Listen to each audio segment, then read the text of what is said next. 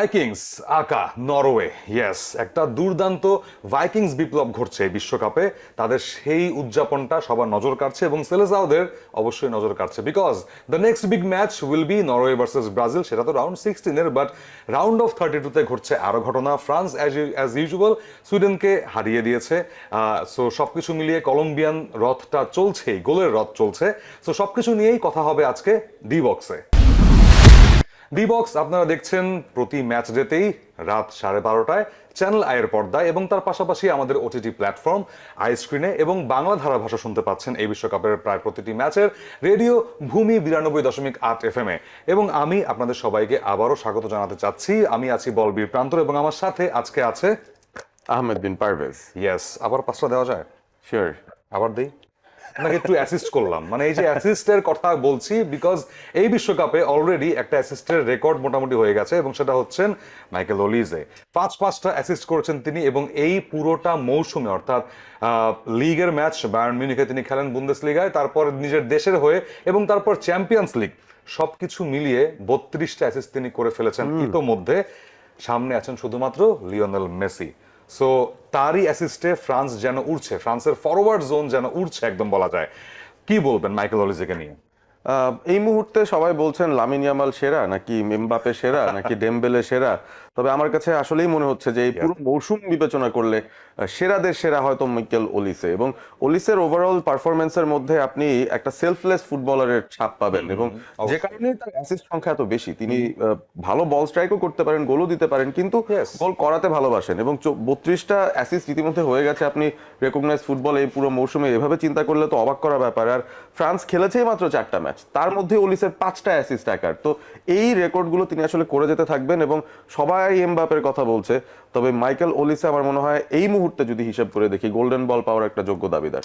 Yes এবং সুইডেনকে যেভাবে উড়িয়ে দিয়েছেন মাইকেল ওলিজের ফ্রান্স যদি বলি, বাট এমবাপ্পে এমবাপ্পে জোড়া গোল করেছেন এবং সেখানে হালান্ডও জোড়া গোল না পেলেও একটা গোল পেয়েছেন এবং সেই একটাই মহামূল্যবান সেই গোল ছিল আইভরি কোস্টের বিপক্ষে। তার সেই গোলটা নিশ্চিত করেছে যে ম্যাচটা এক্সট্রা টাইমে যাবে না এবং নরওয়ে প্রথম ইউরোপিয়ান কান্ট্রি হিসেবে মানে ফ্রান্সের আগে ওই ম্যাচটাতে প্রথম ইউরোপিয়ান কান্ট্রি হিসেবে এই বিশ্বকাপে রাউন্ড অফ 16-এ চলে গেল যেখানে তাদের প্রতিপক্ষ ব্রাজিল। ইয়েস এবং সংবাদ সম্মেলনে তাকে প্রশ্ন করা হচ্ছিল যে কি মনে হয় ব্রাজিলের বিপক্ষে কেমন করবেন, সো তিনি বলেছিলেন যে it is a complete joke, না ভয় পাবেন না বা উত্তেজিত হয়ে যাবেন না।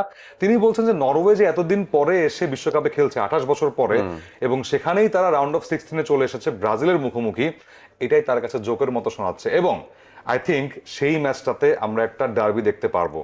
ডার্বিটা কি সেটা ডেফিনেটলি গ্যাব্রিয়েল মাগালেশ এবং Erling Haaland, because Man City আর্সেনালের একটা ম্যাচ মনে আছে, সেই ম্যাচটা মাথা ঠোকাঠুকি হয়েছিল। ডেফিনেটলি মাথা ঠোকাঠুকির কথা থেকে মনে পড়ে যাচ্ছে ওই দিনটা যেখানে আর্লিং হালান্ড গ্যাব্রিয়েল একসঙ্গে একটা ফাইট করছিলেন ম্যান সিটি আর্সেনাল রাইভালরির জায়গায় এবং সেই রাইভালরিটা ইন্টেন্সিফাই করার একটা সুযোগ পাচ্ছে নরওয়ে। তারা কিন্তু খেলছে ব্রাজিলের সঙ্গে এবং এটা নিশ্চিত করা গেছে যে এখানে আরো অনেক কিছু ছোট ছোট ব্যাটেলস আমরা দেখতে পাবো। নরওয়ের রেকর্ডটা যদি বলি ব্রাজিলের এগেইনস্টে সেটা বলে ফেলি আমার মনে হয় এই রেকর্ডটা সবার জানা দরকার।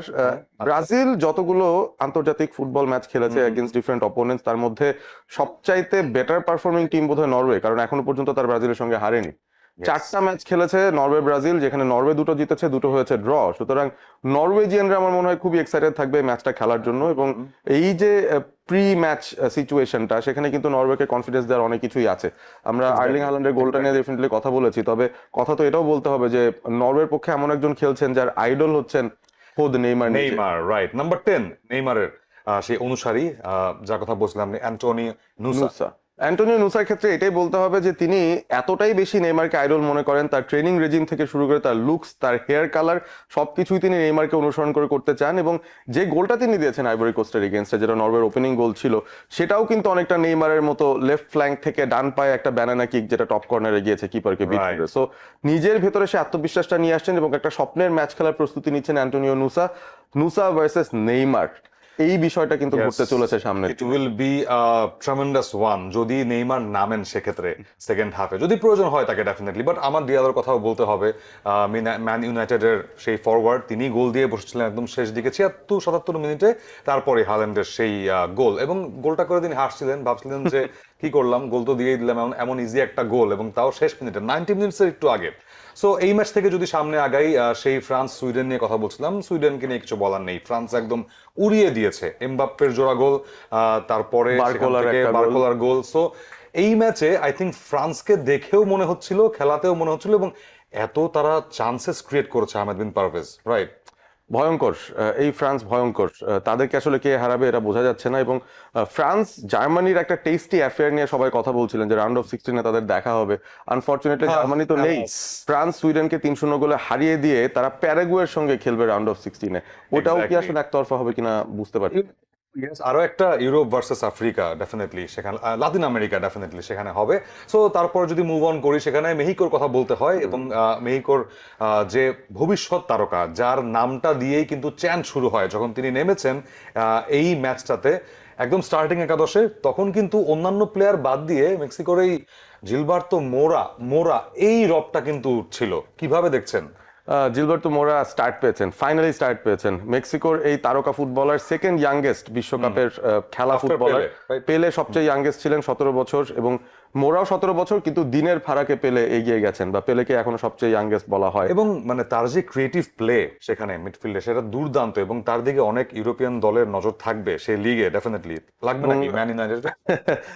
ম্যান ইউনাইটেড যদি চায় বা পেয়ে যায় তাহলে তো আমি খুবই খুশি হব। তবে তার দিকে যেহেতু অন্যান্য বড় ক্লাবও তাকিয়ে রয়েছে, তার একটা ব্রাইট ফিউচার সামনে অপেক্ষা করছে ফর শিওর। এবং মোরার এই পারফরমেন্সের পাশাপাশি ডেফিনেটলি বলতে হবে যে যেই প্লেয়াররা আসলে ক্লিক করছেন, কুইনোনেস, হিমিনেজ, আগের ম্যাচগুলোতেও তারা গোলের মধ্যে ছিলেন, এই ম্যাচেও তারা 2টো গোল দিয়েছে। তবে সবচেয়ে বড় অ্যাট্রিবিউট এই মেক্সিকোর দলটার, আমার মনে হয় চুপি চুপি তারা ডার্ক হর্স হিসেবেই কিন্তু উঠে আসছে, তাদের নাম খুব একটা উচ্চারিত হয় না। এখন পর্যন্ত তাদের জালে কেউ গোল দিতে পারে ট্রামেন্ডাস। এখন পর্যন্ত তারা একটা গোলও কনসিড করেনি, সেই লিগ স্টেজ পার হয়ে রাউন্ড অফ 32 হয়ে গেল। সো রাউন্ড অফ 16-এ তাদের দিকে আপনাকে নজর রাখতেই হবে ডেফিনেটলি। এবার যদি আজকের ম্যাচগুলোর কথা বলি, ডেফিনেটলি সেখানে ইংলিশরা মুখোমুখি হবে কঙ্গোর, বাট সেটা মুখোমুখি হয়ে রয়েছে অবশ্য, আপনারা দেখতে পাচ্ছেন সেটা অবশ্যই ওটিটি প্ল্যাটফর্ম আইস্ক্রিনের পর্দায়। বাট গুরুত্বপূর্ণ ম্যাচ বেলজিয়াম এবং সেখানে সেনেগাল, অর্থাৎ আরো একটা ইউরোপিয়ান দল এবং আফ্রিকান দল, এবং সেটা হচ্ছে আফ্রিকান সিংহ, তাদের মুখোমুখি হচ্ছে ইউরোপের বেলজিয়াম। সোনালী অতীত নিয়ে কথা হয় বেলজিয়ামের, বাট বর্তমান এই যে প্রজন্মের প্লেয়াররা আছেন তারাও কিন্তু কম নয়। সেই লুকাকু, কেভিন ডি ব্রুইনা এবং তারপর ট্রসার্ড, এদের উপরেই ভরসা করতে হচ্ছে। বেলজিয়ামের অফকোর্স আমরা ভাবছিলাম যে 2018 বেলজিয়াম এটা নয়, 2022-এর বেলজিয়ামও এটা নয়, পড়তির দিকে তারকারা। তবে কেভিন ডি ব্রুইনা গত ম্যাচে গোল দিয়ে তিনি হয়তো মুখে না বললেও আমরা বুঝতে পারছি যে লুকাকু বলতে পেয়েছেন চান, গোল। কেভিন ডি ব্রুইনা বলতে চান যে I am back, I am still here, এটা বলতে চান। রোমেলো লুকাকু তিনিও গোল পেয়েছেন। এবং এক্সপিরিয়েন্স ভেটারানরা যখন একটা দলের হয়ে গোল দেওয়া শুরু করেন, তখন কিন্তু নকআউট ফেজে গিয়ে আপনার একটা আলাদা রকম কনফিডেন্স কাজ করে। ট্রোসার্ডও গোলের মধ্যে এসেছেন, যেটা তাদের জন্য খুব পজিটিভ একটা দিক। তবে এই যে বেলজিয়াম সেনেগালের লড়াই, সেনেগালও তো আফকন চ্যাম্পিয়ন্স হিসেবে বলা যায়। আনফরচুনেটলি ওই একটা অন্য ইস্যুর কারণে তাদের কাছ থেকে চ্যাম্পিয়নশিপটা তুলে নেওয়া হয়েছে। বাট এই ম্যাচটা আমার মনে হয় খুব ডিপ যেতে পারে, এবং খুব ডিপ গেলে তখন কিপারদের একটা ইম্প্যাক্ট থাকবে। এবং হু বেটার দ্যান থিবোট কোর্তোয়া, যিনি আসলে বেলজিয়ামের গোলকিপার, আমার মনে হয় এই ম্যাচে তিনি একটা কি প্লেয়ার হতে চলেছেন। তার মানে বলতে চাচ্ছেন এক্সট্রা টাইম থেকে পেনাল্টিতে গেলে থিবো কোর্তোয়ার জন্য একটু হলেও আপনি বেলজিয়ামকে এগিয়ে রাখছেন? আমার মনে হয় তাই। ওকে ইয়েস, আমরাও এগিয়ে রাখতে চাই বেলজিয়ামকে। এবং তারপর ইউএসএ বসনিয়ার একটা ম্যাচ আছে, বাট মনে হচ্ছে ইউএসএ খুব ভালো মতোই সেই ম্যাচটা উতরে যাবে, এবং আরো একটা dark horse team definitely USA. So সেই অনেকগুলো কথা নিয়েই গল্প হলো, এবং গল্প চলতে থাকছে, আমাদের সাথে থাকুন। বিশেষ করে যে রাউন্ড অফ 16-এর সেই গাড়িটা ধরার রেস চলছে, এবং সেই রেসে পূর্ণদমে এগিয়ে যাচ্ছে দলগুলো। আমরাও ডি বক্স নিয়ে আপনাদের সাথে গল্প আড্ডা এগিয়ে যাচ্ছি। সো ডি বক্স নিয়ে আবারও চলে আসবো আগামীকাল। তার পাশাপাশি ওটিটি প্ল্যাটফর্ম আইস্ক্রিনে ডেফিনেটলি বিশ্বকাপ দেখতে ভুলবেন না। তার পাশাপাশি বাংলা ধারাভাষ্য শুনতে চাইলে কান পেতে থাকবেন রেডিও ভূমি 92.8 FM-এ। আজকের মতো বিদায় নিচ্ছি ডি বক্স থেকে, দেখা হবে আগামীকাল। সেই পর্যন্ত টাটা অ্যান্ড গুড নাইট।